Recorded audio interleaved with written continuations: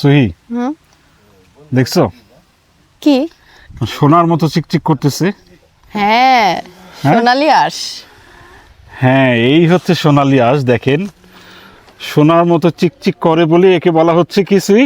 সোনালি আঁশ।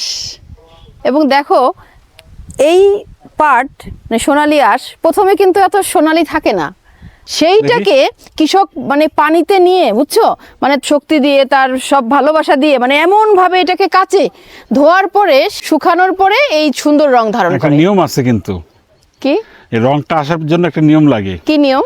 সেটা হচ্ছে একটা পানিতে নির্দিষ্ট পরিমাণ ডুবাই রাখতে হয়, মানে পানিতে ডুববে কাদা লাগবে না। ক্ষেতের থেকে কেটে যে বর্ষাকালে হ্যাঁ। তারপরে জাগ দেয় পানির উপরে রেখে, আমরা দেখছি যেটা ছোটবেলাতে গ্রামে গেলে ডুবানো রাখা, এটা হচ্ছে জাগ দেয়া, তারপরে কি করে কলা গাছ দিয়ে আবার ওটাকে চাপ দিয়ে রাখে, যাতে ভেসে না ওঠে। একটা মানে নির্দিষ্ট একটা সময় আছে যে এই কয়দিনের মধ্যে ওইভাবে হ্যাঁ। রাখতে হবে জাগ দেওয়া হয়ে গেলে, এবং খুব একটা গন্ধ হয়। পাটখড়ি এটা তো অল্প একটু মানে এটা মাথার আসলে থেকে। পাট গাছ, এখান থেকে কিন্তু আলাদা করা হয়, হ্যাঁ তারপরে আঁশটা বের করা হয়।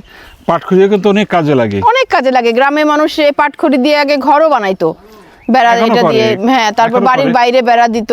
তুমি কি জানো যে আমি যে এই পাটখড়ি থেকে যে পাট যে ছাড়াইতে পারি গুড, ছোটবেলাতে শিখছি। গ্রামে এসে সোনালি আঁশ দেখলাম চক্ষু মেলিয়া।